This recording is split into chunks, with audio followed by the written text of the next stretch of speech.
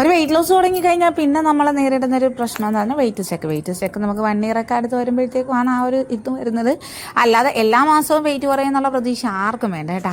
അപ്പോൾ നല്ല ഹെൽത്തി ആയിട്ടുള്ള വെയിറ്റ് ലോസിൽ നമുക്ക് വേണ്ടത് വെയിറ്റ് കുറയണം, അതുപോലെ തന്നെ നമ്മുടെ ബോഡി ലൂസാകുകയും ചെയ്യണം. അപ്പോൾ അത് രണ്ടും നടക്കാത്തപ്പോഴാണ് നമ്മുടെ വെയിറ്റ് സ്റ്റെക്ക് എന്ന് പറഞ്ഞത്. അപ്പോൾ വെയിറ്റ് സ്റ്റെക്ക് മാറാൻ നല്ലൊരു അടിപൊളി സ്മൂത്തി കാണിച്ച് തരട്ടെ. ഇപ്പോൾ തുടർന്നുകൊണ്ടിരിക്കുന്ന ഏത് ഡയറ്റാണേലും നമുക്ക് അതിലൊരു ചേഞ്ചസ് ആണ് നമ്മൾ വരുത്തേണ്ടത്. നമ്മുടെ ബോഡി അതിനനുസരിച്ച് ഒത്തുപോകുന്നതുകൊണ്ടാണ് നമുക്ക് ആ ഒരു വെയിറ്റ് സ്റ്റെക്ക് എന്നുള്ള ഇത് വരുന്നത്. ഞാൻ റാഗിയുടെ സ്മൂത്തിയാണ് കേട്ടോ എടുക്കുന്നത്.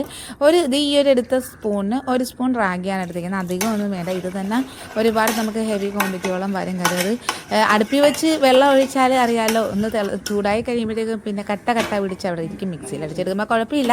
എന്നാലും അതൊന്ന് തിളച്ച് വരാനായിട്ട് ഇതിനകത്താണ് നല്ലത്. വെള്ളത്തിലൊന്ന് കലക്കിയതിന് ശേഷം നമ്മുടെ അടുപ്പിലേക്ക് വെച്ചിട്ട് ചെറു തീയിലൊന്ന് കുറുക്കിയെടുക്കുക. ഞാൻ വെച്ചപ്പോഴത്തേക്കും നല്ല രീതിയിൽ കുറുകിപ്പോയി കേട്ടോ. കാര്യം ഒന്ന് കണ്ണേരിയപ്പോഴത്തേക്കും കുറുകിയതാണ്.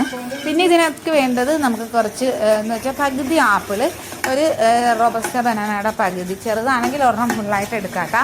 അങ്ങനെ അത് രണ്ടും എടുത്തത്. അതിന് മുന്നേ രാവിലെ ഞാൻ ചിയാ സീഡ് എടുത്ത് കുതിർത്തി വെച്ചിട്ടുണ്ടായിരുന്നു. പിന്നെ നോർമൽ മിൽക്കാണ് യൂസ് ചെയ്യുന്നത്. അല്പം നമ്മൾ വേണ്ട അത്രയും പാൽ മാത്രം എടുത്താൽ മതി. പാൽ വേണ്ടാത്തവർക്ക് പാലും വെള്ളവും കൂടെ മിക്സ് ചെയ്ത് അങ്ങനെ വേണേലും എടുക്കാം. അപ്പോൾ ഒരു മിക്സിയുടെ ജാറെടുത്ത് അതിലേക്ക് ബനാനയും നമ്മുടെ ആപ്പിൾ ഇട്ട് കൊടുത്ത് കുതിർത്തി വെച്ചിരുന്ന ചിയാ സീഡും കൂടെ ഇട്ട് കൊടുത്തിട്ട് മിൽമയുടെ പാലാണ് ഞാൻ യൂസ് ചെയ്യുന്നത് കേട്ടോ. അത് ഒഴിച്ചു കൊടുത്ത് ഒരു ഡേറ്റ്സാണ് ചേർക്കുന്നത്. ആവശ്യത്തിന് ഡേറ്റ്സ് വേണമെന്നില്ല, അല്ലെങ്കിലും നമുക്ക് കുടിക്കാൻ പറ്റുന്നൊരു നേരിയ മധുരം ഉണ്ടാവും. പിന്നെ ഇതിലേക്ക് ഞാനൊരു കോഫി പൗഡറും കൂടെ നമ്മുടെ കാപ്പിയുടെ പൊടി അല്ലെങ്കിൽ കൊക്കോ പൗഡർ എന്നൊക്കെ പറയുന്നത് ഒരു പ്രത്യേക ടേസ്റ്റും ഒരു ഫ്ലേവറും കിട്ടും.